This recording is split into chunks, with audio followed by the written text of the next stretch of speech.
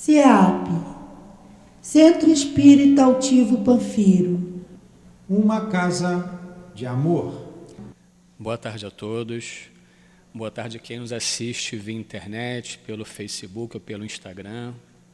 Mais um sábado reunidos no CEAP. Muito felizes por estarmos aqui para estudarmos, para aprendermos mais um pouquinho a respeito da doutrina espírita e do Evangelho de Cristo, além dos passes. Daremos os nossos recados a princípio, para depois dar continuidade aos trabalhos. As casas espíritas funcionam pelos voluntários e por doações. O CEAP, como a casa espírita, tem o trabalho de estudos e de assistência social. Hoje são 300 famílias assistidas e o dobro de crianças. Então, nós sempre solicitamos doações. Quem estiver assistindo e quem vier aos estudos que são realizados de segunda a segunda, tragam 1 quilo de alimento, né? Hoje, ao chegar, eu vi pessoas trazendo alimentos, 2, 3 caixas, né? Então, é muito bom que as pessoas se lembrem e tragam, né? Porque é por um motivo maior.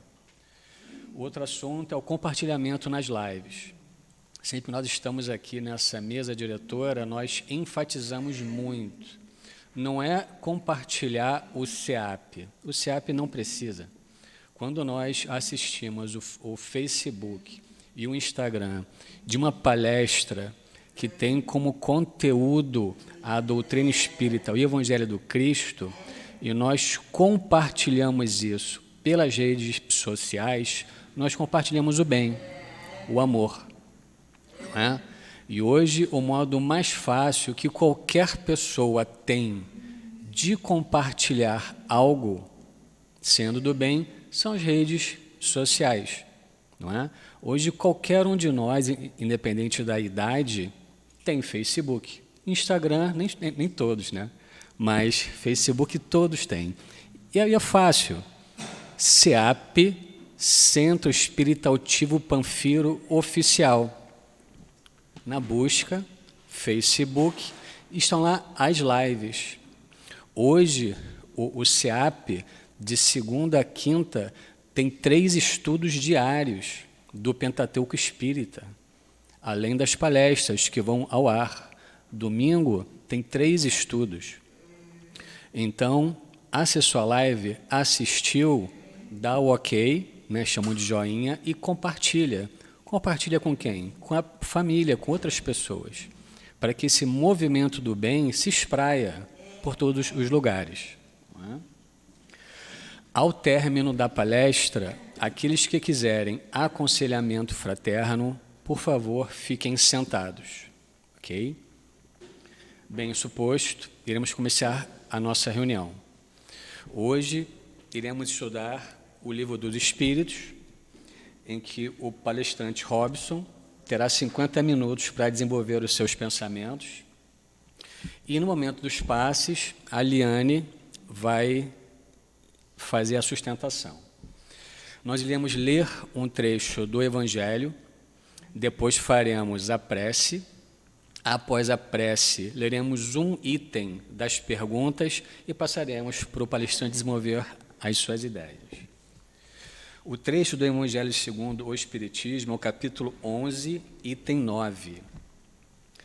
Esse item é uma mensagem de Fenelon. Então, o capítulo 11, amar o próximo como a si mesmo, e são 4 parágrafos. Eu lerei o penúltimo, que ele tenta resumir um pouco esse item, que fala basicamente na lei do amor. Então, Fenelon fala o seguinte: não acrediteis na esterilidade e no endurecimento do coração humano. Ao amor verdadeiro, ele, a seu malgrado, cede. É um imã a que não lhe é possível resistir. O contato desse amor vivifica e fecunda os germes que dele existem, em estado latente nos vossos corações. A terra, orbe de provação e de exílio, será então purificada por esse fogo sagrado e verá praticados na sua superfície a caridade, a humildade, a paciência, o devotamento, a abnegação, a resignação e o sacrifício. Virtudes todas filhas do amor. Não vos canseis, pois, de escutar as palavras de João, o evangelista. Como sabeis, quando a enfermidade e a velhice obrigaram a suspender o curso de suas prédicas, limitava-se a repetir essas suavíssimas palavras: meus filhinhos, amai-vos uns aos outros.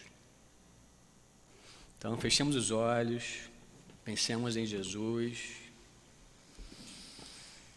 Jesus, querido amigo amado, obrigado por mais um sábado, por estarmos presentes no CEAP, a Casa do Amor.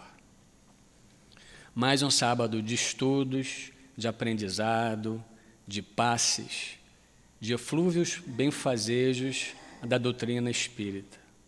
Pedimos auxílio para o Altivo Panfiro, diretor espiritual de nossa casa, e de tantos outros amigos espirituais que sustentam a casa e nos sustentam. Assim, preparados para receber seus bálsamos, Senhor, bálsamos de luz, bálsamos de paz, bálsamos de aprendizado, junto desses amigos espirituais e tantos outros que nos ajudam, pedimos a permissão para o início de mais um dia de estudos e de passes no CEAP, a nossa Casa do Amor. Que assim seja, Senhor.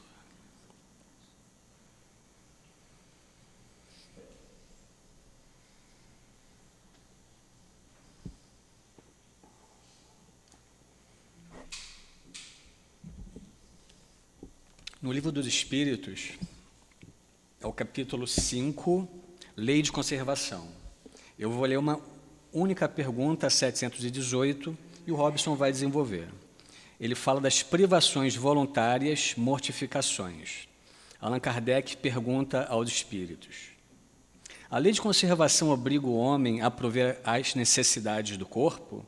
E eles respondem: sim, sem força e sem saúde, o trabalho é impossível.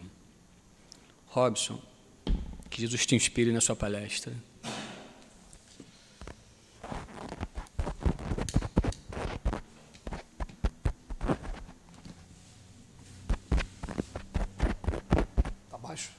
Tá bom? Bem, boa tarde a todos. A gente sempre começa agradecendo mais uma vez a casa pela oportunidade de trabalho, pelo convite e pedindo aos espíritos que nos ajudem para que a gente possa falar de maneira fácil e possa absorver o máximo que a gente puder aqui do capítulo 5 da terceira parte do Livro dos Espíritos, Lei de Conservação. Privações voluntárias. A gente vai estudar das perguntas 718 até a pergunta 727 e vamos procurar ler pergunta por pergunta para a gente poder absorver o máximo aqui, né, que os espíritos estão trazendo sobre esse assunto, que é um assunto que ainda, em pleno século XXI, chama bastante a nossa atenção, se você estudar junto com a lei de adoração, as maneiras que a gente encontra, né, de entender Deus e também de pretensão de agradar a Deus, né? Essa que é a questão toda de você estudar as privações voluntárias. Mas vamos pergunta por pergunta. 718. A lei de conservação nos obriga a prover as necessidades do corpo? Fala, sim, sem a força e a saúde, o trabalho é impossível. Então a gente vai aprender com os espíritos que quando a gente está desencarnado, a gente não tem esse contato com a matéria e esse contato com a matéria vai fazer o quê? Vai fazer a gente experimentar fome, sede, calor, frio e também prover nossa segurança. Isso vai desenvolver, em primeiro lugar, a asa da inteligência e depois, com o tempo, a asa da moralidade. Em primeiro lugar, vem a inteligência. Eu estou com fome, eu vou fazer o que eu puder para me alimentar, mesmo que eu tenha que tirar a vida de alguém para me alimentar. Aí começa a sofrer os efeitos da lei de causa e efeito, E com o tempo vou buscando a moralização, vou procurando identificar aonde, por que eu estou sofrendo. Então eu vou procurando agora medir a maneira de eu satisfazer as minhas necessidades. Então a lei de conservação ela age assim com relação ao espírito. A pergunta 719, antes mesmo de entrar na questão da privação voluntária, das mortificações que algumas religiões impõem, ela é um guia, e talvez o guia mais seguro que a gente vai encontrar para a gente saber como lidar com a vida material enquanto a gente estiver encarnado. Porque olha que pergunta e que resposta interessante.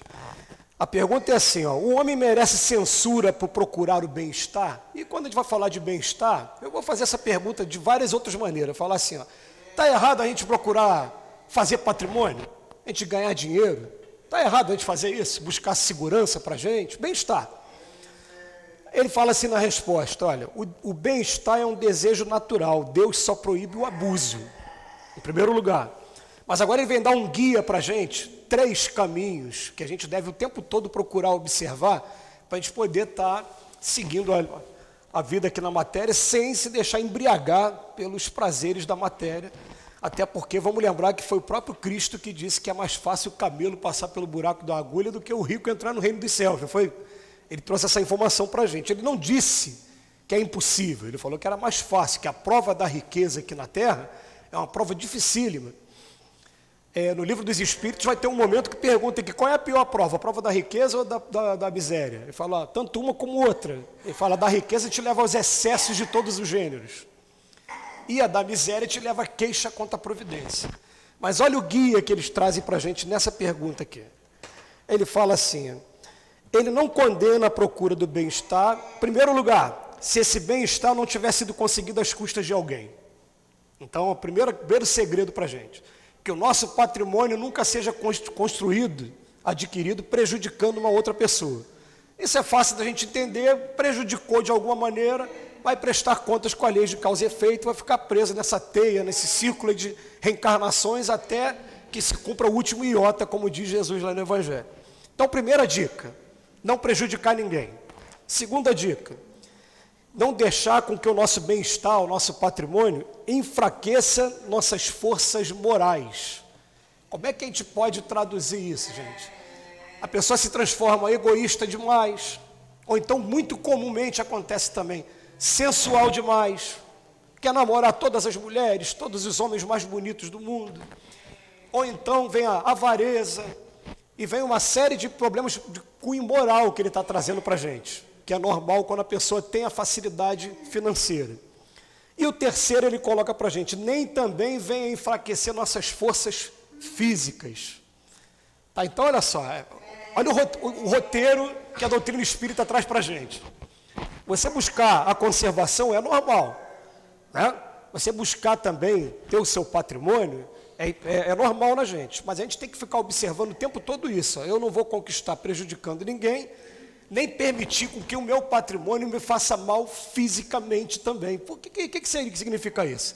Quando a gente tem a facilidade financeira, a gente começa a se alimentar de uma determinada substância, se vicia em algumas coisas. Eu, por exemplo, eu estou aqui numa luta contra o vício, eu sou viciado em chocolate. Né?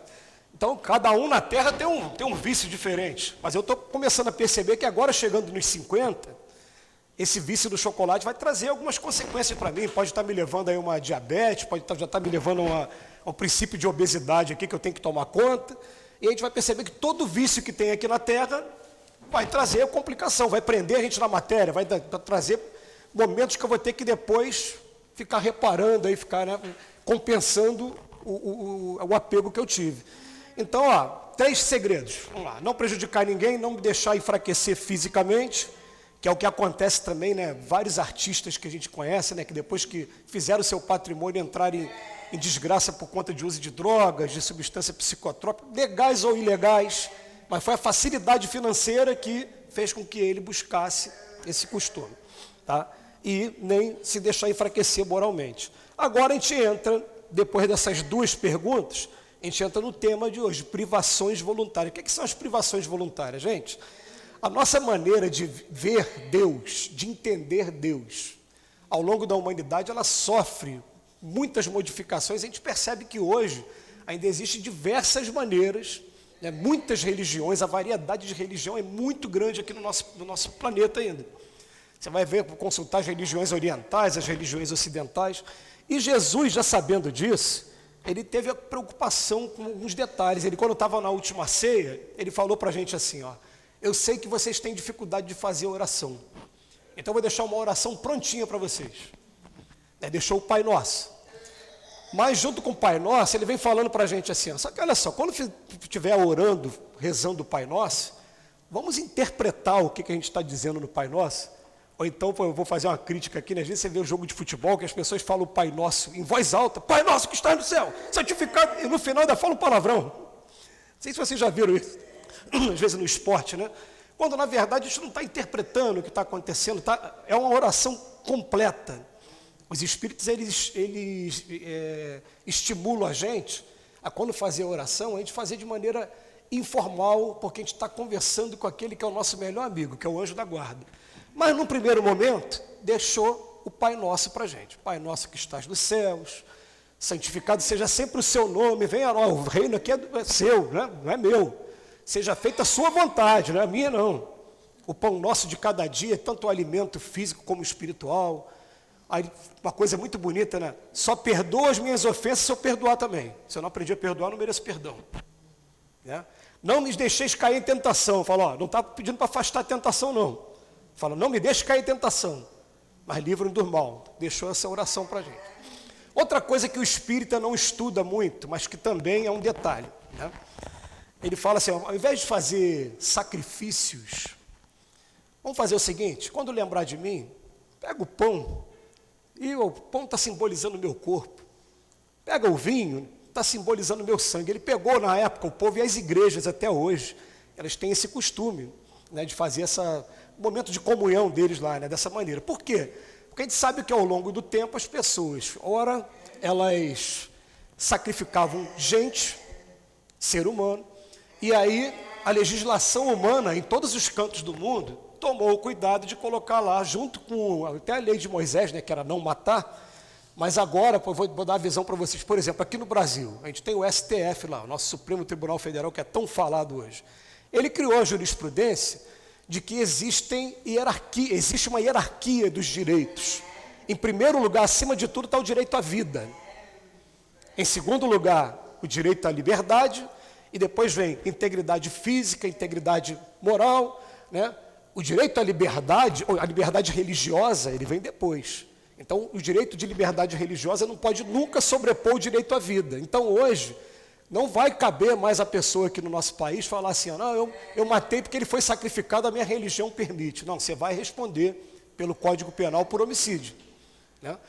Existe um movimento hoje também no Congresso Nacional, ainda muito tímido, mas a gente sabe que isso vai ganhar força no futuro, porque quando você pega a Revista Espírita para estudar, você ouve dizer lá, principalmente a Revista Espírita de 1958, quando fala da vida de Júpiter, em Júpiter, fala que lá a alimentação é toda flugoral, é toda em frutas, ninguém come mais carne lá naquele planeta.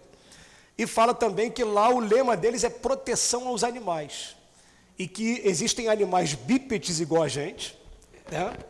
Que anda de dois pés e tem esse movimento aqui, e diz que eles fazem trabalhos domésticos. Já imaginou isso, gente? Fazer faxina na nossa casa, lavar a louça, fazer aquilo tudo, né? Então existe hoje um movimento ainda tímido no nosso Congresso de transformar também em crime você sacrificar os animais sem ter uma utilidade, sem ter um objetivo. Tem uma perguntinha aqui no livro na Lei de Destruição que fala assim, o nosso direito sobre os animais tem dois limites. Você só pode matar os animais quando for para a tua segurança ou quando for para me alimentar da carne dele. Né? Passou disso, é abusiva a destruição. Caça esportiva, essa coisa toda, né? Quem quiser praticar, depois vai prestar contas aí. Mas é abusivo. Tá? E agora entra as privações voluntárias. O que são as privações voluntárias? A gente vai fazer uns comentários aqui, que a gente vai ter assim, todo o respeito com as outras religiões, até porque eu tive um berço católico, eu passei para a igreja protestante, conheci algumas religiões antes de me encontrar aqui no Espiritismo. Né? E eu, por exemplo, eu ouvi muito falar aqui no Rio de Janeiro de pessoas que elas fazem promessas e sobem de joelho a escadaria da Penha. Se eu não me engano, parece que a Igreja da Penha tem 365 degraus, são os degraus, mesma coisa do ano, né? E aí você vai ver perguntas aqui que vai falar assim, gente, mas isso está aproveitando para quê? A pessoa daqui a pouco vai ter que fazer uma cirurgia no menisco, que provavelmente ela vai aqui danificar o joelho, ela não está ajudando nem a ela, nem a outras pessoas. Então é um tema que vai mexer com alguns assuntos delicados, sim, se a gente começar a trazer exemplos práticos, né? Mas a gente vai respeitar, eu vou passar lá, vai ter uma pessoa andando de joelho, eu vou, né, respeitar, porque eu também exijo respeito com a minha religião, né? E eu vou entender uma coisa, cada vez que eu desrespeito a religião das pessoas, eu estou violentando aquilo que ela tem de mais importante. Vocês perceberam que a base religiosa costuma ser, em primeiro lugar, o mais importante da vida da pessoa? Estou faltando com amor ao próximo, com a caridade. Então a gente não tem que fazer esse tipo de coisa. Agora aqui, dentro da casa espírita, quem está se propondo a vir, ou quem está assistindo pela internet, está querendo ouvir qual é a posição dos espíritos sobre isso. Então a gente vai trazer aqui a visão dos espíritos, certo? Então vem assim, 720. As privações voluntárias, tendo em vista uma expiação igualmente voluntária, tem méritos aos olhos de Deus? Durante algum tempo acreditou-se que você sofrendo, você estaria perto do Pai, do Cristo. Por conta principalmente do martírio que o Cristo passou. Me fugiu agora o nome, mas qual era o nome que dava? Solstício, né? Aquilo que a pessoa pega. Silício, obrigado, silício. A pessoa pegava um chicote e ficava batendo, martirizando o próprio corpo, né?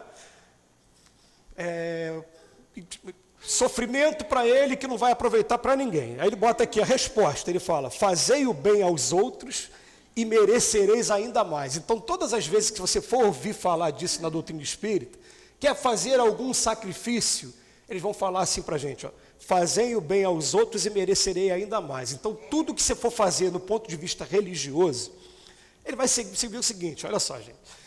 Uma vez eu assisti uma palestra com uma senhora que era reitora da UFRJ, e ela é espírita, né? Aí ela falando assim, tem 3 tipos de oração. Tem pessoas que só fazem oração de joelho. Porque a oração de joelho é um costume ainda bem primitivo, embora se eu for convidado, Robson, for convidado para ir na igreja católica hoje em casamento, batismo, eu em respeito à instituição, eu vou ficar de joelho. Senta, levanta, eu vou fazer aquilo tudo ali. Eu não vou ser menos espírita por conta disso. Eu estou ali visitando, eu vou respeitar aquela religião. Mas eles falam para a gente, o que é ficar de joelho? Ficar de joelho é uma postura daquele que foi dominado. Os povos em guerra, quando um dominava o outro, botava a pessoa de joelho, né? E hoje acontece ainda, quando tem operações dentro do presídio. A primeira coisa que faz é botar todo mundo de joelho, né? Então a gente começa a entender alguns costumes, por exemplo. Fiquei de joelho, fiquei preso. Por que a pessoa faz assim, na hora de fazer oração? Porque não existia algema na época, a pessoa fazia assim e amarrava a mão da pessoa. Então ele está preso. Hoje tem algema aqui de ferro, né, que prende a pessoa. Então ele acha que está conversando com Deus como se fosse um tirano, tem muito medo de Deus, né? Isso no primeiro momento do Velho Testamento. Mas o que ela falava? Ela falou, se ele só sabe fazer a oração dessa maneira, que faça, não deixe de fazer. Mas a gente chega um momento que a gente descobre que a gente não precisa fazer a oração dessa maneira, a gente pode fazer, segundo momento, qualquer lugar, você descobre até que Jesus chama o pai de Abba, de paizinho, meu paizinho. Então, conversa, né, e até negocia. A gente faz isso, né? Fala, pô, deixa, se eu conseguir esse tipo de coisa, são as promessas, né? Se eu conseguir fazer isso, me ajuda. Eu tentar se eu conseguir largar o cigarro, se eu conseguir largar um determinado costume, a gente começa a negociar também, fazer os pedidos, então, vou tentar cumprir isso aqui também. Aí ela fala que existe um terceiro tipo de oração, que é aquele que o Paulo de Tarso falou agora, já chegou a um ponto que a sintonia é tão grande, eu e o Pai somos um só. Né? Então são 3 tipos de oração. E nesse momento, o que ela vem falar aqui para a gente? Né? Fazer bem aos outros e merecereis ainda mais. Vai ter alguns costumes que ainda estão ligados àquele costume mais primitivo e que a gente tem que respeitar. A gente tem que pedir desculpa por estar falando assim, se a pessoa se ofender, né? Mas a gente está propondo hoje, no século XXI, uma forma diferente de interpretação. Então a gente vai pensar assim, todas as vezes que a gente for fazer, vou usar a palavra católica, que se me permitem, né? promessa, de alguma maneira, a gente vai pensar assim, ó, a promessa que eu vou cumprir, ela vai servir para quê? Vai estar beneficiando alguém? Por exemplo, eu tenho um amigo que ele foi fazer concurso para procurador da República. E procurador da República é o cargo do Ministério Público Federal. Né? O Ministério Público tem um promotor de justiça no Estado e tem um procurador da República na área federal. Então, ele vem de uma série de concursos. Ele passou uns 5, 6 concursos antes de passar para procurador da República. E qual era a promessa que ele fazia? A promessa: se eu passar, meus 3 primeiros salários integrais vão para uma instituição de caridade. Aí eles pegavam, realmente pegou o salário dele e foi lá, do 4º em diante, agora sim, agora eu vou começar, agora o salário é meu, vou começar a construir minha vida. Eu falei, poxa, que legal, né? Porque ali realmente está aproveitando, né? Está tendo uma utilidade. E ele fez isso até hoje, né? Hoje é procurador da República, os 3 salários dele, ele fez isso mesmo. Tinha preocupação de ligar, está precisando de quê? Né? Ia lá, comprava e levava as coisas dele. Então ele bota que fazei o bem aos outros e merecereis ainda mais. Aí vem a letra A. Há privações voluntárias que sejam meritórias? Sim, a privação dos gozos inúteis. Porque desliga o homem da matéria e eleva a sua alma. O que é meritório é resistir à tentação que o impele aos excessos ou ao gozo das coisas inúteis. É retirar do seu necessário para dar àqueles que não possuem o bastante. Se a privação não passar de um fingimento, de um vão fingir, aí é desprezível. Tudo bem. Agora, se eu estou fazendo com sinceridade mesmo, né, consegue entender agora por que eu estou falando lá dos costumes, né? Tinha época que a pessoa oferecia um homem em sacrifício. Tem gente ainda nos dias de hoje que oferece animal em sacrifício. Se a legislação passar, vai passar a ser crime. Você não vai poder mais matar o animal fazendo sacrifício. E vai ter que entender que o animal só vou tirar a vida dele agora quando ele estiver me ameaçando de alguma maneira, minha segurança, quando for para me alimentar dele. E não para colocar na esquina, né, como a gente vê e respeita. Mas eu estou falando que os espíritos superiores estão falando aqui para a gente. Né? Tá? Nesse ponto. E aqui ele está falando para a gente, ó, a privação dos gozos inúteis. Então, quer fazer uma promessa? Fala assim, ó, se o senhor me der isso, eu vou fazer todo o esforço para diminuir o consumo de carboidrato. Eu vou fazer todo o esforço para parar de falar mal da vida dos outros. Olha que legal. Que promessa boa. Vou para segurar aqui, ó. Quando tiver que fazer uma crítica sobre alguma coisa, vou fazer crítica construtiva, vou parar de ficar olhando só o lado feio das coisas. Esse tipo de promessa, embora a gente saiba que é difícil para a gente, né? É complicado, né? Ou então, vou tentar praticar o máximo que eu puder o Evangelho de Jesus. Porque, gente, o Evangelho, na teoria é bonito, mas na prática, né? Meu Deus do céu, ó. Vou falar algumas coisas só, ó. Pensa comigo, ó. Perdoar 70 vezes 7. Sem condições. Você está rindo, né? Segundo, amar até os vossos inimigos. Tudo bem? Então tá bom, ó. Bateu numa face da outra. Pediu a capa da túnica, pediu para caminhar 1000 passos, caminha 2000. Aquela pessoa que está ali sugando, né? Tá bom, vou ficar 2000. Dá a César o que é de César. É difícil. É difícil. Aí a gente começa a fazer promessa nesse sentido. Então, ó, a privação de gozos inúteis, porque desliga o homem da matéria e eleva a sua alma. Quer ver uma promessa muito boa para a gente fazer? Você pega o Evangelho segundo o Espiritismo, tem um capítulo que fala dos trabalhadores da última hora. Sabe que ele fala dos espíritas? Fala, espíritas, sabe o que a gente pede de vocês? Que vocês sacrifiquem as vossas ocupações fúteis para se dedicar a alguma coisa que seja em prol, né, ou fazendo bem para alguém. Aí eu falei, peraí, ocupação fútil. Eu pensei comigo aqui, peraí, eu sou filho de cearense com mineiro. Tanto cearense como mineiro gosta de um joguinho de baralho? Gosta de passar uma tarde ali, né, papeando e jogando. Tá, eu gosto de jogar o baralho, às vezes, na brincadeira com meus amigos, gosto. Com meus parentes, gosto. Mas o tempo que eu levava antes de ser espírita, agora eu tenho um tempo aqui, costuma ser no carnaval, né, num momento de descontração e tal. Tudo bem, a gente abre a exceção e vai lá. Mas agora só ganhei, gente. Quando eu comecei a abrir o espaço hoje, eu estaria fazendo o quê? Estaria talvez procurando futebol? Não, estou aqui. Vocês estão aqui na casa espírita. Então a gente vai fazendo, é esse que é o convite que ele começa a fazer aqui para a gente. Quando for fazer qualquer promessa, qualquer privação, que seja dessa maneira, venha doar o seu tempo. E aí dói no coração o que eu vou falar aqui, porque doeu a mim mesmo. Tá? Eu recebi essa informação, foi em 2006, 2007 mais ou menos, que a Joana de Ângeles, ela falou que os espíritos vivem em busca do encarnado que possa doar 1% do seu tempo para eles desencarnados. 1%. Aí, gente, eu nem considerei 24 horas do dia, não. Eu falei assim, vamos tirar 8 horas de sono, que normalmente é de 8 a 10 horas que a medicina recomenda, né? E vamos tirar o tempo que a gente leva também preparando o alimento e se alimentando também. Vou tirar 10 horas, vou botar 14 horas, 14 vezes 7. Aí fiz lá o cálculo, eu não sou bom de matemática não, vocês fazem aí com a cabeça de vocês aí. Tira 1%, eu vejo gente que dá menos de 1 hora. Então, o que está falando? Menos de 1 hora por semana, eu vou virar aqui, ó. Chega, quem é da direção da casa aqui, ó? Eu vou doar 1 hora do meu tempo, ó, o dia que você vai escolher é com você mesmo, ó, vai ser a terça-feira, qual é a atividade que tem. Eu já vi que essa casa aqui, ela é até mais audaciosa que a minha, tem curso todo dia. Né? Mesmo que tenha 2 participando, tem curso todo dia. É isso aí, porque o ideal é esse, eu concordo com isso. A minha casa ainda não entende dessa maneira. Não.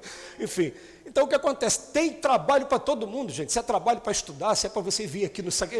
Eu não vim aqui hoje de manhã, mas eu sei que hoje de manhã fica cheio ali atrás. Assistência ali. Ó. Tem trabalho para todo mundo. Vem para cá e fazendo esses pedidos que a gente normalmente faz, essas negociações com os espíritos, com Deus, né? A gente pede, porque a privação, na verdade, é essa. Eu quero alguma coisa, poxa, eu queria tanto conquistar a minha casa própria, eu queria tanto, que a minha irmã parasse de brigar comigo, eu queria tanto, faz o teu pedido e fala assim, ó, em compensação, o que eu vou fazer? Eu vou me matricular na casa espírita, vou trabalhar na obra social, venha trabalhar. Até porque, eu sempre repito isso, né? O doutor Bezerra de Menezes, que está sendo homenageado desse mês, vai ter um encontro amanhã dele, ele diz que o espírita do século XXI não pode mais ficar se limitando a vir à casa espírita só para assistir palestra e ir embora, não. Agora está na hora de botar a mão para trabalhar também, arrumar alguma coisa para fazer. Né? 721, vamos para a próxima pergunta. A vida de mortificações ascéticas foi praticada desde a antiguidade remota e por diferentes povos. Vamos lembrar o que é o asceta? A primeira vez que eu ouvi falar do asceta era o seguinte. Alguém já ouviu falar da biografia de Siddhartha Gautama, que é o Buda que a gente conhece? Né, que conta a biografia dele, que ele nasceu numa família aristocrata para o local dele. Ele teve todas as pompas ali de família real, por isso que aquela primeira imagem dele é dele gordão, né, sentado no chão. Ele casou com a prima dele, ele teve filho, até que tem um dia que ele sai da fronteira ali, para ver o povão do lado de fora, que ele era cercado onde ele ficava, né, a diferença da aristocracia para a plebe ali da época, para o povão mesmo. E quando ele vê o sofrimento do povo, ele fica conduído com aquilo, e ele, de repente, sai de um ponto para o outro ponto de equilíbrio completamente diferente. Ele vai ser um asceta. O que é um asceta? Aquela pessoa que não quer se alimentar, que ela quer aprender a ter o domínio do corpo, ela vai para o meio do mato, ela faz meditação, e aí ele experimenta, de repente, do excesso de peso, ficar muito magro, quase a ponto de chegar à morte do corpo físico, quase mortificar o seu próprio corpo. Para descobrir depois o quê? Quem já estudou aqui alguma coisa do budismo, né? É o caminho do meio, é o equilíbrio. Eu não posso nem estar nem lá nesse ponto e nesse ponto. É o que a doutrina espírita fala para a gente, é cuidar do corpo e do espírito. Os dois precisam de atenção. Esse aqui é o meu vaso sagrado, que o Paulo de Tarso fala. Se eu não cuidar disso aqui, o que acontece? O espírito não vai conseguir trabalhar, foi a primeira pergunta. Eu preciso de força e saúde. Se eu não tiver isso aqui, eu não vou conseguir trabalhar, né? Então eu tenho que cuidar de um e de outro. Então, ele está perguntando aqui, voltando para a pergunta, essa vida de mortificações ascéticas, né, ela é praticada desde a antiguidade remota e por diferentes povos. Ela é meritória? Existe algum mérito nisso? Resposta dos espíritos. Perguntai a quem ela serve e tereis a resposta. Está servindo para quê? Está ajudando em quê? Tem até uma história que é engraçada, gente, que a gente usa às vezes essa história quando vai falar de outros temas, eu vou usar aqui agora. Que é uma história lá do conto, eu me lembro dessa história, quem contou foi o Divaldo, né? Divaldo Pereira Franco. Se eu não me engano, né, para não ficar aqui às vezes fazendo afirmação, né, eu acho que foi o Divaldo. Ele falando o seguinte, de um irmão que morava lá no Himalaia, que era um asceta, vivia praticando lá o domínio da mente, aquela coisa toda, né, ficou 20 anos lá naquela região, só aprendendo o domínio da mente dele. Aí o que ele faz? Tem um dia que ele fala assim, eu quero visitar meu irmão lá embaixo. Vou levar um presente para o meu irmão. Aí o desafio dele, né? Eu vou levar uma pedra de gelo. Eu vou atravessar deserto, mas com o domínio que ele teve, a pedra de gelo não vai derreter. E a gente sabe que isso é possível nos dias de hoje, né? A pessoa que tem esse controle consegue, ele através energeticamente fazer isso. Aí ele foi, quando ele chegou, cadê o irmão dele? Ele viu o irmão dele, ele ia dar o presente para o irmão dele, ele viu uma mulher com uma roupa sensual do lado do gelo, derreteu tudo. Por quê? Porque você só aprende quando está na coletividade. Ficou o tempo todo sozinho, não, você só para aprender tem que estar aqui no meio do povo. Para ter todas as tentações, os desafios para você aprender, né? Ele não conseguiu. Então, perguntai a quem serve e tereis a resposta. Se serve apenas àquele que a pratica e o impede de fazer o bem, é egoísmo. São os espíritos superiores que estão falando. Não rouba isso não. Aqui. E seja qual for o pretexto com que a pintem, privar-se e trabalhar para os outros é a verdadeira mortificação conforme a caridade cristã. E, gente, ó, é uma mortificação, fala mortificação, assim, né? Parece que é uma coisa que é sacrifício, né? Mas, gente, eu vou usar as palavras de uma companheira nossa lá de Nova Iguaçu, que é a Mag Quintela, né? Que ela é presidente lá da Oficina do Amor, também é uma das casas vinculadas ao Leon Denis também. Ela falando assim, você começa a praticar a caridade de alguma maneira, aquilo te envolve numa energia tão boa, que você no primeiro momento parece que você se vicia nessa energia. A gente tem tendência a ter dependência aqui, né? Isso, o pessoal tem dependência espiritismo, sabe disso.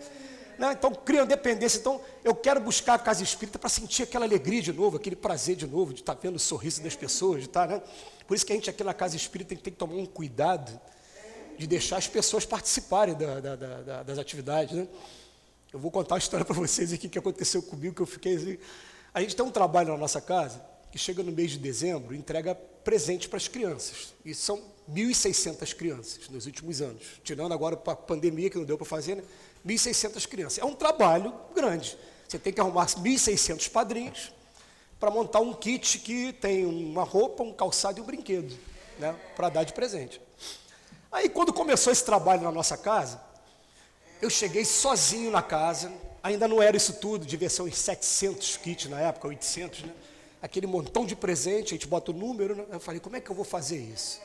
Aí eu tenho um toque, eu peguei papel, botei assim, ó, 1 a 100, colhei no chão. Aí 101 a 200, 201 a 300. E comecei a arrumar os presentes todos, ouvindo música, né? Que o tempo passa, né? Passei a tarde ali, né? Arrumei os presentes todinho. Gente, quando deu 6 horas, os trabalhadores da casa chegaram para ajudar. Foi uma decepção, já estava tudo pronto, porque eu estraguei o prazer que eles teriam de participar. E na casa espírita a gente tem que ter essa preocupação. Às vezes a gente quer fazer tudo sozinho, não, deixa a pessoa fazer, porque ela quer depois. Não, eu também trabalhei, eu faço parte desse grupo. Mas às vezes a gente carrega aquela vontade, né? E não, a gente tem que aprender a compartilhar, deixa a pessoa fazer. Mas privar-se e trabalhar para os outros é que é a verdadeira mortificação conforme a caridade cristã. Vamos guardar isso e a gente vai estar seguindo no caminho correto. Vamos para mais uma pergunta, 722. A abstenção de certos alimentos, prescrita em diversos povos, está fundamentada na razão? Olha, aí entra aquela coisa, né? Eu conheço alguns amigos, vejam bem, são vegetarianos e outros que são veganos. Eu conheço amigos que são vegetarianos porque estão desenvolvendo um amor pelos animais. Então eu me lembro até de uma criança que tem aqui num vídeo desse do YouTube, a criança falando para a mãe, não vamos comer a carne não, porque o bichinho sente dor. Está tendo uma preocupação com o animal, primeiro. Segundo, eu conheço a pessoa que se tornou vegetariano porque ele está preocupado com a saúde dele. Já saiu do campo do amor aos animais para o campo mais do ego, né, de preocupação. Também vale, tá? E conheço pessoas que deixam de se alimentar de algumas substâncias por questão religiosa, por questão ideológica. A gente sabe, por exemplo, tem países aí que você comer a carne vermelha é crime, né? A vaca é sagrada, que é na Índia, né? Na Índia que a vaca é sagrada, né? Você imagina, se eu for para lá, eu ainda como carne, eu tenho que fazer tráfico de boi. Coitado de mim, né? Eu tenho que ficar fugindo da legislação deles lá para poder comer a picanha que a gente come Né? Eu vou largar um dia, né? Essa coisa. Aí vem aquele velho ditado, né? Aquele velho jargão. Primeira palestra espírita, quando eu me tornei espírita, eu ouvi falar isso. Hitler era vegetariano, Chico Xavier comia o frango a molho pardo. E o Divaldo gosta do angu baiano. Né? Então, não é isso, não se trata disso. Mas se trata da gente saber que num futuro breve, nós vamos mudar a nossa alimentação radicalmente. E já estamos mudando, já perceberam? Já estamos comendo menos gordura, já estamos com uma preocupação maior com açúcar. Eu assisti um filme agora esses dias que eu ri pra caramba do filme, que a menina falava assim, né? Açúcar, tu toma isso aí? É muito melhor que cocaína. Isso aí produz no sistema nervoso. Ela comparou açúcar com cocaína. Né? E a gente está mudando aos poucos, está indo para frutose, está indo para outras maneiras de alimentação. Mas ele vem falar aqui, ó, vamos ver a resposta. A obtenção de certos alimentos está fundamentada na razão? Resposta. Tudo de que o homem pode se alimentar sem prejuízo para a sua saúde é permitido. Porém, com um fim útil, alguns legisladores resolveram proibir certos alimentos e, para dar mais crédito às suas leis, apresentaram-nas como emanadas de Deus. Algumas vezes botou como emanada de Deus, mas aqui no Brasil, você lembra que diziam que tomar manga com leite era veneno? Por que se falava isso? Porque não queria que os negros, na época, né, que eram escravizados, tomassem a manga do branco. Era esse o objetivo. Aí hoje, pô, passa esse tempo todo, você pega, que coisa deliciosa que é a manga com leite. Ou então suco de maracujá com leite, né? Que coisa gostosa também. Né? Então, tá, alguém colocou aquilo como proibido, colocou o terror ali, né? O medo, né? Você vai arriscar, alguém está falando que é veneno, né? E não é não. Queria saber quem foi o corajoso que chegou, não, peraí, deixa eu provar. E não é não, é história, tem que ter coragem, né? Aí vem 723 agora. E a alimentação animal em relação ao homem, ela é contrária à lei da natureza? Olha a resposta que os espíritos dão. Ó. Comer carne é contrária à lei da natureza? Espíritos superiores. Na vossa constituição física, a carne alimenta a carne. Do contrário, o homem deperece. Então, a lei de conservação impõe ao homem o dever de manter suas forças e sua saúde para cumprir a lei do trabalho. Ele deve, portanto, se alimentar conforme o exige a sua organização. Então vamos lá, gente. Vamos pegar isso aqui. Peraí, está chocando o que a gente está falando? Não está chocando, não. Hoje a gente está tendo uma preocupação. Seguinte, a carne é a principal fonte de proteína. Hoje o que o homem está fazendo? A gente está começando a buscar, em primeiro lugar, a proteína da soja, que foi muito, né, explorada, né? E está tendo outras fontes proteicas várias aí. Hoje já está descobrindo fonte proteica no vegetal de todas as maneiras. Né? Então, o que acontece? Se a pessoa está fazendo uma proposta de mudar a sua alimentação, gente, eu vou garantir uma coisa aqui como uma pessoa. Eu fiquei uma vez 4 anos sem comer carne, porque eu descobri que o que eu mais gostava na carne era o alho. Eu gosto muito de alho. Né?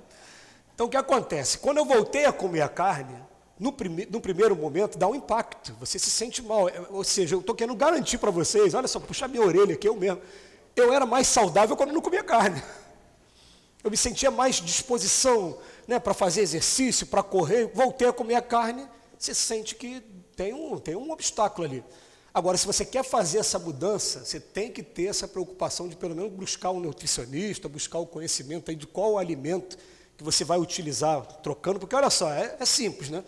Eu fico até preocupado com o pessoal que é vegano, eu tenho essa preocupação, mas eles também têm, né? Eles também têm a preocupação também, porque é o seguinte, hoje a nossa nutrição fala para a gente assim, a gente precisa de carboidrato, vegetal e proteína. Aí minha querida Deusa Nogueira falava, então se você comer capim com... é radical demais. Capim com ovo e tal, o ovo tem a proteína, o vegetal e o carboidrato. A gente faz uma maluquice, né? Está todo mundo pesado, sabe por quê? A gente come, a maioria das vezes, carboidrato. A gente faz tudo é carboidrato, você mistura arroz com macarrão, então pega o pão com não sei, não é self-service, é fast food, é McDonald's, já não sei o quê, você come errado. Você não via foto de gordinho na década de 50. Hoje está todo mundo aqui acima do peso. A gente está se alimentando errado, todo mundo. Né? Mas a preocupação com a carne é justamente essa, gente. É a fonte proteica. A gente precisa de proteína, que a proteína vai vir principalmente o quê? Nos músculos. principalmente dessa maneira. Então, a gente precisa de força. Quer fazer essa mudança? É uma mudança que é salutar, vai trazer realmente benefício. Tá? Então, 724. A abstenção da alimentação animal ou de outra qualquer como expiação será meritória? Olha, a gente lembra na história que teve um episódio muito bonito de Mahatma Gandhi. Quem conhece a história do Mahatma Gandhi aí? Ele morava naquela região Índia e Paquistão. Paquistão até hoje é muçulmano e a Índia tem a maioria hindu. E estava tendo uma guerra entre os dois povos, que ele considerava que era o povo dele. Então o que ele fez? Ele fez uma greve de fome, e as pessoas amavam tanto aquele homem, né, que escreveu o nome dele na história, que pararam a guerra para que ele não morresse. Então ele fez aquela greve de fome durante um bom tempo, né? Então aquele tipo de greve de fome ali, podia ter tirado a vida dele, podia, mas ele fez com um objetivo útil e conseguiu o seu objetivo. Não vamos entrar nesse mérito aqui com relação a outros casos parecidos. Né? Já entendi. Mas, enfim, né, o que acontece? Eu entendi daqui. Mas o que acontece? É um caso que valeu a pena. Valeu a pena. Né? Agora ele bota aqui, a abstenção de alimentação animal ou de qualquer outra. Fechou a boca totalmente. Né? A gente está precisando fazer isso hoje, gente. Poxa, eu chegando nos 50 agora... Né? Está sendo uma série de surpresas, porque você chega e tinha uma taxa que nunca tinha chegado no limite, agora passou um pouquinho do limite, agora tem que controlar a glicose, e agora tem que começar a controlar a gordura, e parece que daqui para frente, né, o corpo vai ficando mais fragilizado. Eu vou ter que fazer isso. Então tem coisas que a gente gosta de fazer, vai ter que fazer menos, se quiser fazer durante um bom tempo, senão vai comprometer a saúde física e não vai ter qualidade de vida. Né? Aí ele bota aqui, ó, sim, a abstenção de alimentação tem mérito. Fala, sim, se nos privarmos em benefício dos outros. O que significa isso? Vocês lembram do óbolo da viúva lá no Evangelho? Aquela viúva que foi botar uma moedinha só. E a moedinha na balança pesou mais, porque ali ela tirou até o necessário dela para doar. E a pessoa, quando tem o coração mesmo, quem quiser, prato cheio, estudar o Bezerra de Menezes amanhã. O Bezerra de Menezes chegou a um ponto, até anel de formatura dele. Anel de formatura de médico. No século XIX, ele não tinha dinheiro, ele pegou, toma aqui, toma o meu anel aqui, vende isso aqui, vão te pagar bem. Olha o desprendimento que ele chegou. É em prol de alguém? É para ajudar alguém? Vale a pena, gente. Vale a pena você ver o sorriso nos olhos das pessoas ali, né? O agradecimento das pessoas, vale a pena. Então, sim, se nos privamos em benefício dos outros. Deus, porém, não pode ver uma mortificação quando não há uma privação séria e útil.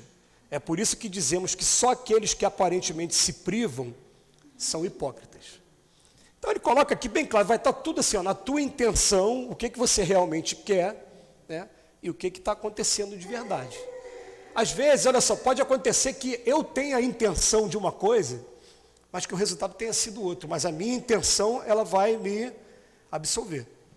Agora, se eu tenho a intenção só de política, interesseira, tal, aí é outra coisa, a gente não vai entrar em julgamento aqui, quem vai julgar é a providência divina. Né? Deixa para, né? Sem problema. E 725, o que se deve pensar das mutilações operadas no corpo do homem ou dos animais? Mutilações operadas no nosso próprio corpo. Gente, quando a gente vai estudar aquele capítulo do motivo de escândalo, se seus olhos forem motivo de escândalo, é melhor você arrancar os olhos e entrar no reino dos céus sem um olho do que esse olho ser motivo da sua perdição. Eu me lembro de um livro, que eu acho que se você procurar no Google, de repente você acha, colocando esse tema ainda, né? Que ele falava assim, era um padre que ele se penalizava por sentir atração sexual pelos seus fiéis. Tá? E o que ele fez? Ele é italiano. Tá? Então, se você botar lá no Google, a história é essa. Ele se castrou. E ele, no final da vida dele, ele escreve um livro dizendo assim, ó, foi a maior bobagem que eu fiz, porque o problema nunca esteve no órgão genital, sempre esteve aqui, ó, na minha mente. Eu tive que trabalhar a minha mente, porque o desejo continuou aqui durante esse tempo todo. Né? Então, o que acontece? Essa essa mutilação que às vezes a pessoa faz, né? Fazendo uma interpretação literal aí do... então meu olho está sendo, minha mão está sendo motivo de escândalo. Não, olha só, a doutrina espírita vai trazer uma outra informação para a gente tomar muito cuidado, gente. Qual é a informação? Toda mutilação que eu faço em mim, proposital, eu tenho a intenção de fazer, ela vai marcar meu perispírito. O que isso significa? Me explica melhor.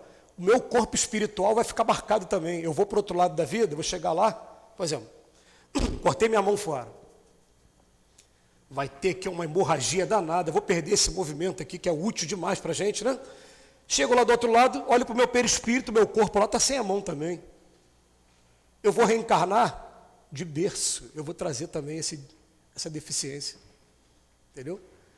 Não vão sair daqui achando que todo mundo que tem essas deficiências, esse é um dos exemplos.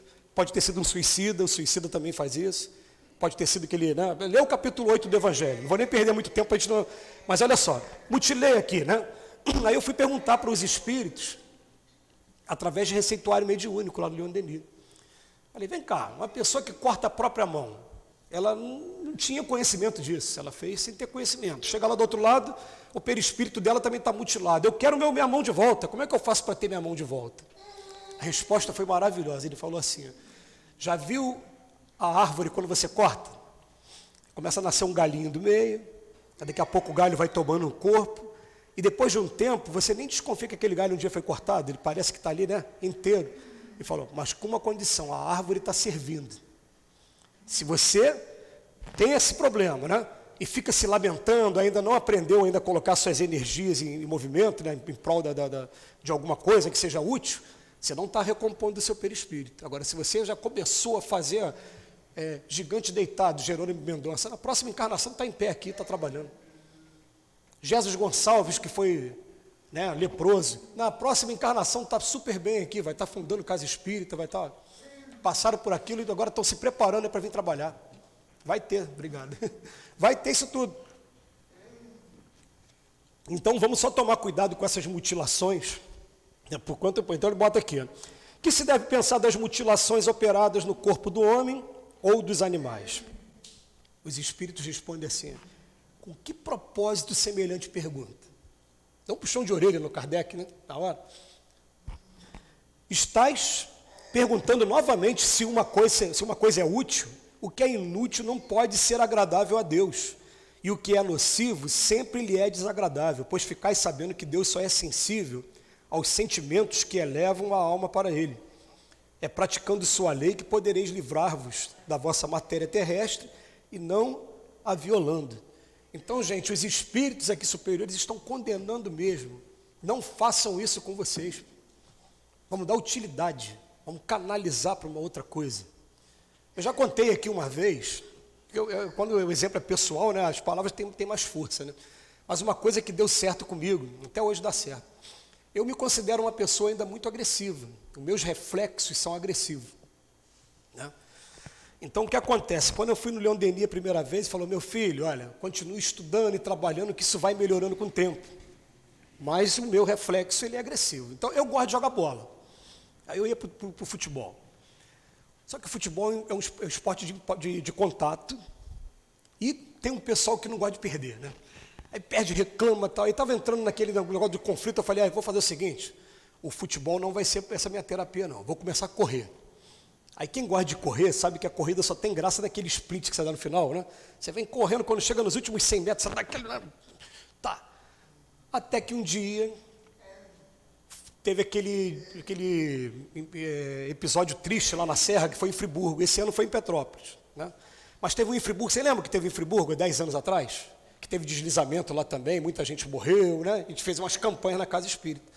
Gente, aquele episódio me mostrou uma coisa, olha só. A gente mobilizou as casas espíritas lá de Nilópolis, que eu sou de Nilópolis, para levar doação. Então, tenta imaginar assim, eu tinha que carregar um caminhão ou uma Kombi com água mineral, com leite, então pegava assim, e vai passando um para o outro, aquela energia toda, a mesma energia que seria no futebol, a mesma energia que seria na corrida, né? Mas agora eu estou usando a minha energia para fazer uma coisa de bom para os outros. Entendeu? Não mudei, não violentei minha natureza, eu continuo sendo dessa maneira, Mas agora, quando tem que usar essa energia, fala, por exemplo, segredo para vocês, ó, eu quando fico aborrecido mesmo, melhor pega a vassoura, larga na vassoura mesmo, joga água no chão, joga sabão em pó, esfrega o chão, joga água com raiva mesmo, joga um balde na cabeça para também acalmar, né? E vai, joga na vassoura. Tem um amigo meu, cara, que essa história eu gosto de contar, porque ele é um figura. Vocês imaginam o seguinte, cara, uma camarada está de sapato, meia social, calça social, camisa social, correndo. Aí ele passou por mim, eu falei, tu vai onde? Peraí. Aí ele subiu uma ladeira, deu a volta no quarteirão e me encontrou de novo. Eu falei, cara, tu tá maluco, cara? Tu tá com roupa social? Não, é porque eu vi um cara riscando o meu carro, se eu fosse na direção dele, eu ia acabar agredindo. Eu tinha que gastar essa energia. Ele correu para cá, subiu. Pô, é legal isso, gente. Quando acontecer comigo, eu vou tentar correr também. Vou tentar gastar essa energia de alguma maneira. Legal isso, legal, gostei. Tá? Mas fica aí pra gente. Vamos para o 726. Se os sofrimentos desse mundo nos elevam, conforme a maneira de os suportarmos, aqueles que voluntariamente criamos também nos elevam? Ah, gente, olha só, gente. A gente não tem que criar sofrimento nenhum, porque viver na terra já é um sofrimento para a gente. Vocês já viram como é que os espíritos trabalham? Felicidade, tem como você ser feliz? A felicidade absoluta na terra não tem, né? Porque daqui a pouco você está vendo, está tendo um conflito ali, tem gente morrendo, é um parente teu que fica doente, é uma pandemia que chega, é não sei o quê. Mas ele fala, ó, a gente consegue felicidade relativa. Sabe como é que é felicidade relativa? Tem a consciência tranquila de que a gente está cumprindo nossos deveres. Né? Agora, você criar sofrimentos a mais, sobre esse argumento de que ele vai me fazer aperfeiçoar, sabe por que a gente sofre aqui na Terra? Tudo que tira a gente da zona de conforto faz a gente sofrer. A pessoa que não gosta de lavar a louça vai sofrer no primeiro momento, vai achar chato aquilo, né? Principalmente aquela gordurinha que tu tenta tirar, não tem jeito, só com a água fervendo. Tu vai lá, tem que ferver a água, jogar ali, né?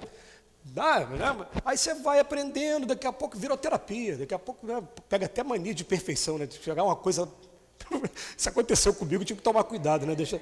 Mas tirou da zona de conforto, traz sofrimento. E nós estamos vivendo assim, o tempo todo em mundo de expiações e provas, situações que a gente não está acostumado a fazer e está tendo que mudar o comportamento, é disciplina o tempo todo. Nós somos indisciplinados. A gente está aprendendo a ter disciplina. Esse sofrimento vale. Agora você criar sofrimentos novos. Olha a resposta que ele bota aqui. Os únicos sofrimentos que elevam a gente são os naturais, que esses provêm de Deus. Agora, sofrimento voluntário para nada servem, quando nada fazem pelo bem de outrem. A gente vai botar uma coisa na cabeça, gente. A etapa que a gente está de vida aqui na terra de aprendizado é amar o próximo como a si mesmo. Aprendeu a amar o próximo, a gente está no caminho certo. Agora, fugiu disso aqui, ó, não está sendo bem de outro, está sendo um fim egoísta, o que não serve para nada, joga fora. Acreditas que aqueles que abreviam sua vida em rigores sub-humanos, como fazem os bons, os faquires, ele vai falar de umas seitas aqui, se adiantam no seu caminho? Não. Por que ao contrário não trabalharam pelo bem de seus semelhantes? Que vistam o indigente, que consolem aquele que chora, que trabalhem por aquele que está enfermo, que suportem privações para o alívio dos seus infelizes. Então a sua vida será útil e agradável a Deus. Livre-arbítrio. Sabe o conselho que a gente dá? Escolhe aquilo dentro do que você mais gosta de fazer. Ah, eu gosto de cozinhar, ajuda na cozinha. Ah, eu sou músico. Todo evento musical que tem na nossa casa, sou eu que estou lá tocando. Vamos fazer evento para... Faz dentro daquilo que você gosta, que você vai ficar... Aí depois, naturalmente, você vai começar a amar a casa, vai sentir uma gratidão à casa. Não tem ninguém fazendo aquilo ali? Deixa eu tentar fazer então. Aí vai aprender a fazer coisa nova, está precisando de gente, mas não... faz aquilo que você gosta. Tem coisa na minha casa espírita que eu falo, gente, eu não gosto de fazer isso. Desculpa aqui, né? A gente precisa de gente para vender rifa, tá? Eu não sei vender rifa. Não sei vender rifa. Você me dá 10 negócios de rifa, eu compro os 10. Aí devolvo, né? Aí a pessoa vem falar comigo, pô, mas você não sabe vender rifa. Eu falei, você dá o curso do Livro dos Espíritos para mim? Ah, não. Ah, então cada um no seu quadrado. Eu fico lá no Livro dos Espíritos, você fica no teu. Não, eu estou dando um exemplo, só para a gente poder, faz aquilo que você gosta de fazer primeiro, aí depois com o tempo vai vir um amor pela causa, pela casa, aí você vai dar, então vamos lá, o que eu posso fazer aqui? Me ajuda?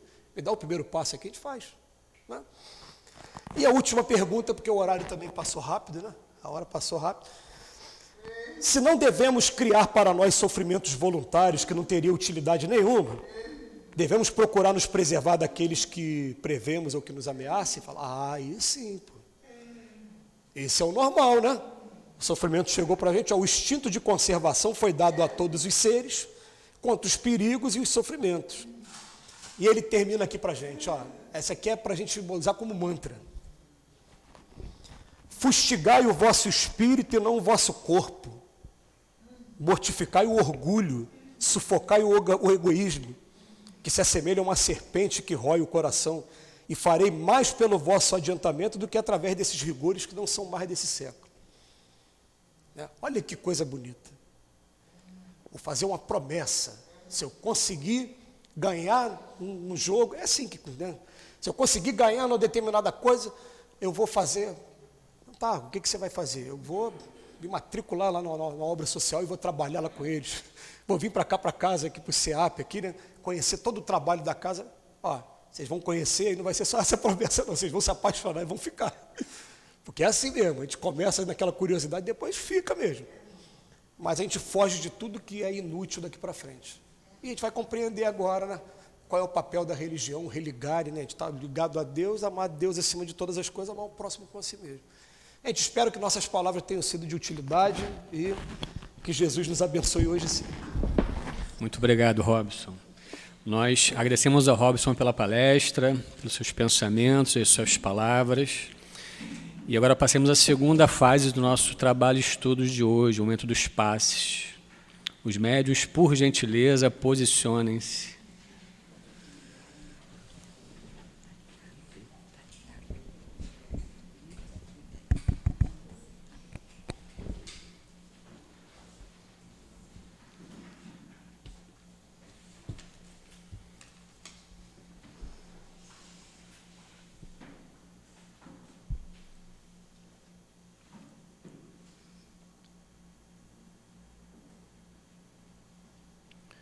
Pedimos, Jesus, que abençoe os médiuns, pedimos aos espíritos bondosos e amorosos presentes que se posicionem também junto aos médiuns para a transmissão de fluidos benfazejos,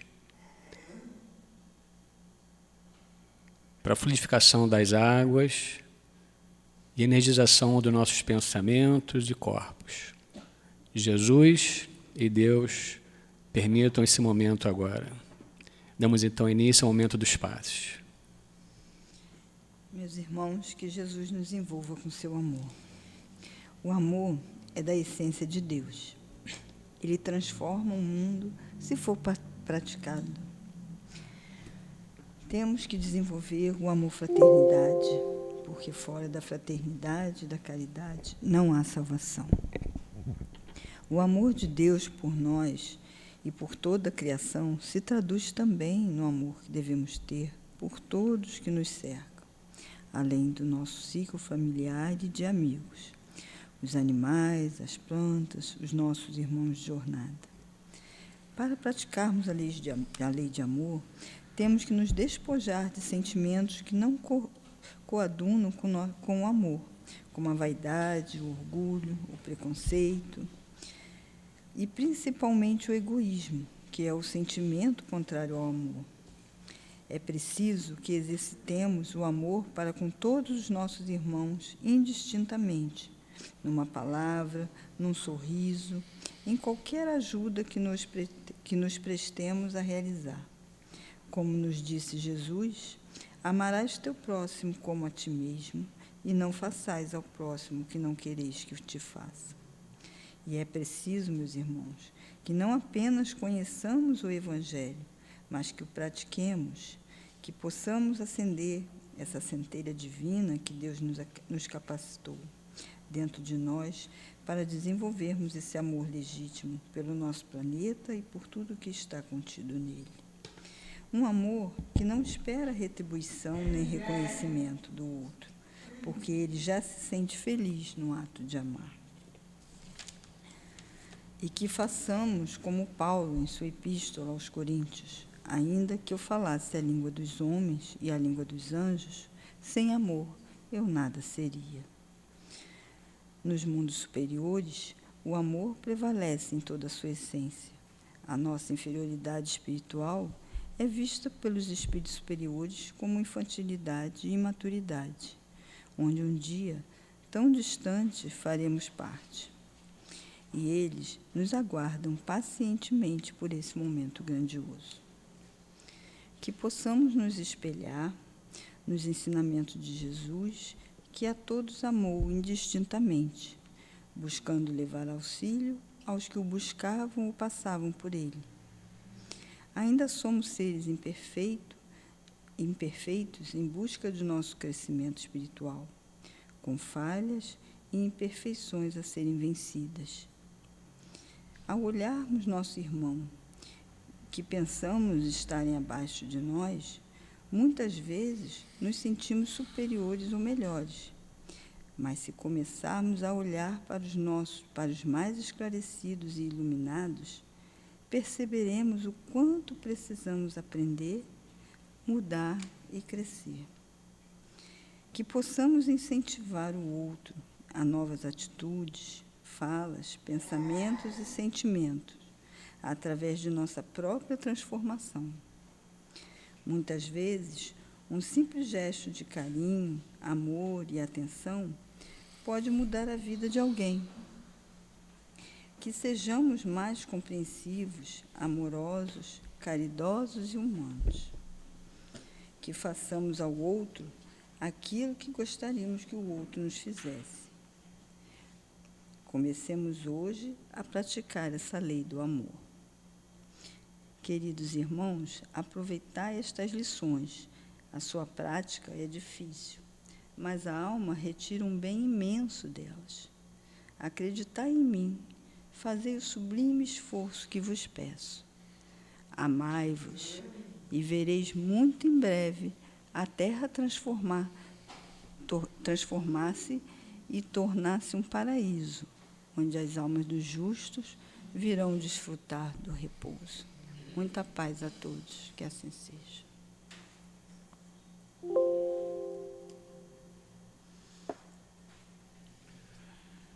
Terminamos, Senhor Jesus, mais uma tarde de estudos e de passes no SEAP, a Casa do Amor. Muito te agradecemos pelas bênçãos recebidas, muito agradecemos aos espíritos protetores e guias de nossa casa, do SEAP, a Casa do Amor. Obrigado ao Tivo que começou esse trabalho, muito obrigado.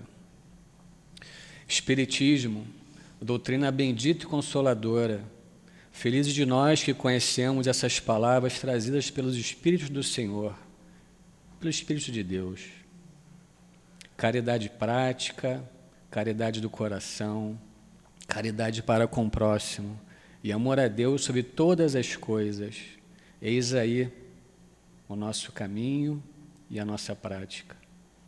Muito obrigado, Senhor, por mais uma tarde, por podermos compartilhar do seu amor, do amor divino que nos une.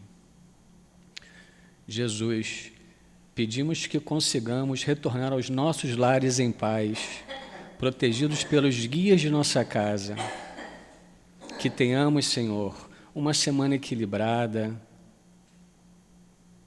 abençoada, junto a todos nós que amamos e estamos juntos, no plano material ou espiritual. Pedimos então a Jesus, o nosso meigo amigo, o nosso irmão, e acima de tudo a Deus, o nosso Pai, a permissão para o término de mais uma tarde no SEAP, de estudos, de trabalhos e de passe, Senhor. Que assim seja.